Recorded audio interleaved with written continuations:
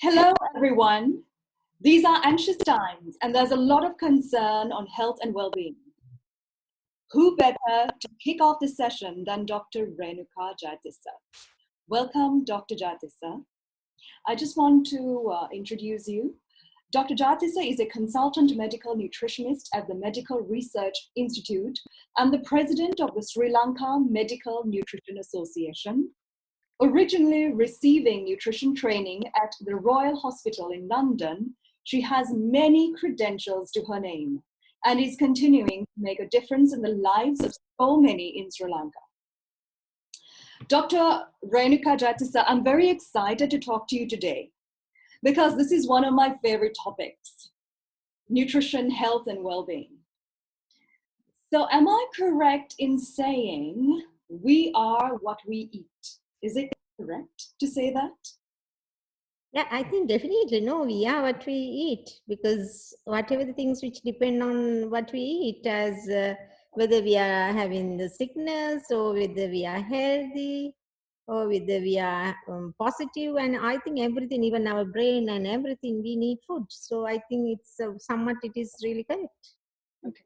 So during this time, how could we build our immune system? What are the right types of food? I think this is something like $1 million question that everybody wants to see it. But actually, for the so far, no convincing evidences that any food can boost your immune system. But at the same time, we have to say the good hygiene practices are the best. But there is a kind of window for immune system boosting with food, because there are many nutrients that which will really involve with our normal functioning of the immune system. So then we would really kind of encouraging to maintain the healthy balanced diet, which will support our immune system. So this is what very much needed at this point. So because we normally in our normal setting that we can build up our normal immune system. So now at this period, we also have to really boost, support our immune system. So this is what we should do. So when you say healthy, balanced diet, what does that mean? I know this is another question everybody wants to know, and what is healthy and what is balanced and what is right and what is wrong. So especially in this context, we have to really talk about some of the nutrients which are really helpful to boost the immune system or to well-function immune system. So the major things, there are many kind of nutrients which will help the things. So when we talk about the healthy balanced diet, that means that whatever the right kind of nutrients to be there in our daily diet to maintain our life. So this is what you call as a balance and the kind of right diet and right diet. So which means that we should have enough energy, enough protein, enough enough vitamins, and enough minerals. So with that, we can have a kind of normal diet. So some of the food items we have to eat a little bit more during this period, that is to maintain our well-functioning immune system. So this is what very important during this our lockdown period, or so-called, now that we are going out of the lockdown periods, but we are not really trying to, we can't really get out from this disease. We have to live with that for another 1 year minimum, maybe 6 months or 1 year, we have to live with that. Yeah. And US, I think they predict they will go till 2022. So we have to really, this is not a one-day job. We have to really look forward to another 1 year, at least minimum 1 year, how to keep up our well-functioning immune system. Sure. So when you say good nutrients, do you mean vegetables and fruit? Seafood, perhaps chicken, egg? Yeah, so I will just tell you what are the kind of important kind of food that we have to consider during this period. One is especially the food with the beta carotene. So what do you mean by beta carotene? So beta carotene is the one that which will give us a yellow color fruit and vegetables. So there that all of us know that there are so many kind of these beta carotene will help us to maintain our immune system, as well as it will really keep up our integrate the immune system. So all these things are very important. So then we have to see what are the kind of food now which is available freely at this time. This is also a little bit important during this period, because we don't have enough kind of, the variety of the food at this time. So some of the things are kind of pumpkin. I think pumpkin are freely available these days, and the carrot. And the other thing is, good thing is, this is a good fruit season. That's a kind of strength for us, because a lot of mangoes are there. So these are the kind of things we have to really look at during this time, because papaya and things now it's very difficult to get these days. But these things are, the mangoes and the pumpkin, I think it's freely available. And the second kind of food is we have to think about the zinc, because zinc is really necessary to maintain our kind of white blood cell count. So which will really help to defend against the kind of infections. So that's another component we have to think about. So then as a zinc rich food, the pulses, and I think Sri Lankans, we try to eat a lot of pulses, and the kite, cowpea, kadala, mungata, and those things. So these are the other things we have to think of. Then the third one is vitamin C. I think vitamin C, all of us know it's an antioxidant, and which will really help to destroy free radicals. At the same time, it will support the body's natural immune system. So what are the kind of vitamin C rich food? And most of the fruits are having the vitamin C. And now these days we have jambu, we have just this jamson, and as well as a lot of even the bananas are having the vitamin C. So many fruits are there. So this is a fruit season. So we have plenty of fruits. And the other one is another most important thing we can't forget about the boost in immune system is a vitamin D.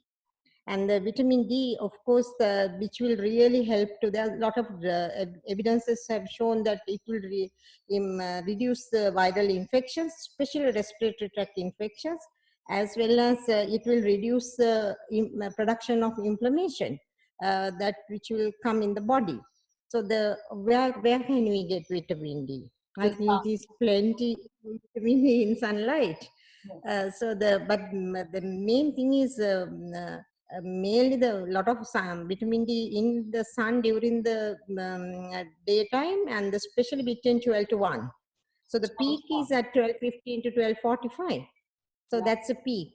So then that's the time we don't much go out thinking of the burning. Yes. That's true that when you stay in longer, that you will get burning, and it will get a lot of hazards. But we say if you stay 5 to 10 minutes, that is more than enough to get your vitamin D. So you don't need to stay more than 5 to 10 minutes. So this is another thing we have to really always look at least just go out during lockdown period, and just go around and the 5 minutes walk. So that will really help you to get all vitamin D. So these are the major kind of vitamins we have to really think about during this period. At the same time, people will think, no, we don't need to get these things from the food. We can get it from supplements. Yes. Actually speaking, there are no evidences showing that supplements will enhance immunity. So this is another thing. But the food, of course, we know that with the food really maintain our immune system. But at the same time, supplements, that it has not shown that supplements will boost the immune system. So we have to be very careful. And if you think that you don't get enough vitamins from the food, then you can get the supplement, but not the kind of as a alternative to enhance your immune system. Okay, so how about consuming vitamins then orally? The tablets like vitamin C. Yeah, that's what I was telling you. Is that what you mean? It's better to consume food instead of the tablets. From food rather than tablets. And but if you think that you are not really getting enough vitamins from your food, and if you have a kind of very crash kind of diet, or you didn't have the proper kind of diet, then you can really boost up it with the supplement. But you can't really replace food from supplements. Thank you. That's very informative. Very, very good. Another question I have.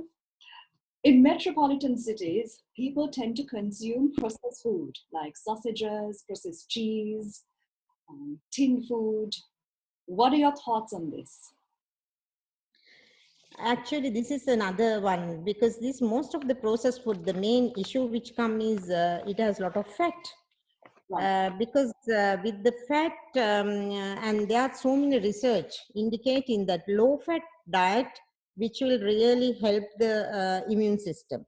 At the same time, this kind of lot of processed food with the high fat, it will alter our gut microbiota. So this is another gut bacteria. It will alter, because we need this gut bacteria, proper kind of gut bacteria, to boost up the immunity. So that's also we have to be really always keeping on in our mind. Because high fat diets, that's what we always say during this period, don't take too much of high fat food, no high sugar, because these are the things which will alter your gut microbiota, and then because then it won't really help to boost your immunity. So these are the minor things we have to always keep in mind during this period. Oh. Then, doctor, what should the typical type of food be for a breakfast, lunch, and dinner? Because I know Sri Lankans love their roti, string hoppers, um, their khade pang, lots of wheat flour. What are your thoughts on this? What is the quantity that should be ideally consumed? I think that for the healthy adult, it should be kind of the normal working. I mean, like a sedentary kind of person, they need only 200 gram of any kind of grains. So whether it is coming from rice, whether it is coming from the wheat flour. So now if we are when we are taking something for the breakfast which is prepared with the wheat flour, that also come under that same component. So you can really use it from the wheat flour or with the rice or anything, but you have to be really keep it for the 200 grams of the raw one. So this is something very important. People should not eat too much. So this is whenever you really take it the kind of your plate, your half of your plate only that it should comprise with your rice, not more than that. And sometimes it is not half even. If you are too sedentary, you have to really limit it to the quarter, and that is the most important component, and keep the quarter for the rice and another quarter for your dal and your fish and the other thing, and the other whole half is for your vegetables and the greens and the fruits that you are eating after your meal. So that's the kind of things you really need as a healthy diet. You should not really eat too much of starch, because if you eat too much of grains and the wheat flour and the rice and the starchy things, what happens is this period you are on the same time you are not much doing much activities, you are inside the house. So Yes. you tend to get more overweight and the obesity, as well as that you are then you will be pushed towards other kind of diseases like the diabetes. If you are in the cutoff level, you will definitely go into the other side of your sickness side. So this is what people have to be very careful, because what you should eat, and you have to what components you have to eat from more, and what are the things you have to eat less. Right. And what are your thoughts on kurak kang pang as opposed to white pang, white bread, kurak kang bread? What are your thoughts on white rice as opposed to red rice? Is there a big difference? uh, Yeah, there's a difference is actually the fiber content. Because of it has more fiber, then it won't absorb very quickly. So because it won't absorb very quickly, it won't really increase our blood level very sharply. Otherwise, those kind of white ones increase our blood sugars very sharply. And then if you are in the kind of, I mean, most of us, I think after the age of 40 years in Sri Lankans, they are in the kind of very borderline of the kind of sugar level. So if they are kind of eating these kind of things quite often, they will be pushed towards other side. That's the reason now Sri Lanka, about 25% of the people are suffering from diabetes. This is unnecessarily, actually. We don't need to go to that side. Sure, sure. And basmati rice, not particularly in Sri Lanka, but overseas, people tend to eat basmati rice. They say it's low GI, glycemic index. Is that correct? Yeah, I think basmati rice as well as our parboiled rice, all like nadu, and our red rice, all are having the kind of same kind of GI level. Oh, Especially the one is very refined like kir samba, and those are the rice that which has little bit higher GI levels than those rice. So usually rice is having the kind of moderate GI level, and it has a kind of different levels. But this long grain rice will really help you more than the short grain rice. What happens is when you consume short grain rice, you tend to eat more because it right. fill up you feel hungry Yeah. quickly. But the long grain rice, it won't really digest very quickly. Then what happens is you don't feel hungry much, and you feel that it is fill up very quickly. Yes, yes, yes. Very good. So I did read one of your articles where you say it's important to have a good breakfast, like egg particularly. Could you please tell us a little bit more? I think the breakfast is very important because in the night, most of us really, we have our dinner somewhere around 7. I mean, we say that it's early dinner is good, and the 7 to 8. Yes, And then we don't eat much thing, but in the morning, then it's better to have a good breakfast. Good breakfast is not a kind of, I mean, good breakfast mean it is not a huge breakfast. right. It's a good, nutritious breakfast. So the breakfast, one of the very good option is egg. So we always say eating egg per day, which will really give us our good protein. And the other thing is which will really give us a kind of very good filling up. And with that we don't need to eat so much of starchy things. And if you are fond of eating this bread, you can have 2 slices of bread. You don't need to have anything more. So you can have with the bread with something kind of with one egg, and with that you can have the another kind of things. And sometimes you can eat the egg with the kind of half boiled egg with the nuts. You can eat the sunflower and those nuts, and you can eat. So Oh, there are so many ways of eating it. yes, yes. Thank you so much, Dr. Jayatissa. I just have one last question, which I believe will be also useful. Now, during COVID time, we tend to make lots of cakes to keep our young ones occupied, but I gather it's not very healthy. So how much of sugar should a healthy adult consume a day? Actually, a healthy adult should consume only 6 teaspoons of sugar, so which include all your cakes and the biscuits and all cookies and everything. So when you take the one piece of icing cake, that which has about 4 to 6 teaspoons of sugar. So when you have a piece of one icing cake, that is you have really fulfilled your whole daily requirement. So after that, you can't take any other sugar. So this is what you have to really balance. It does not mean you should starve or anything, but you have to be very careful what you eat. So, but you can eat a piece of chocolate that day. So when you eat a chocolate and the like of kind of a small chocolate bar, so which will give about 4 to 6 teaspoons of sugar. So that day you don't need to have, you can't afford to have another sugary item. And if you eat a donut, that's also the same. So this is what we have to balance. It does not mean that you should not eat. You have to eat, but you have to be very careful, and you should know you have to be cautious about it. Great, thank you so much. Just one more question, sorry. You know this word heaty. This is heaty, that is heaty, usne. What does that mean, really? Actually, this heat and cold theories which came from Ayurvedic, and especially this heaty business which came with the allergies, which is always related to the allergies. Now, the people say the tuna is heated and heat, and the balaya is heat food, Yes, because they really produce the histamine, and when the people eat it, they get allergies. Usually, these allergies came up when the food is there there for the longer period of time. Now, those days, fish and things were not really gone to the other part of the country very quite often. So it takes a little bit older. When it become older, the histamine production is much higher. So what happened is they get more allergies. So because of the allergies, they were really thinking these are the heaty food. At the same time, some of the things they consider as a cold food. That Yes. is like curd and thing. They thought it is curd because curd also having high protein. What happened is some people are allergic to that. They get the runny nose with that. So Yes. those things were called as a cold food. So this is what this heat and cold theories which came up.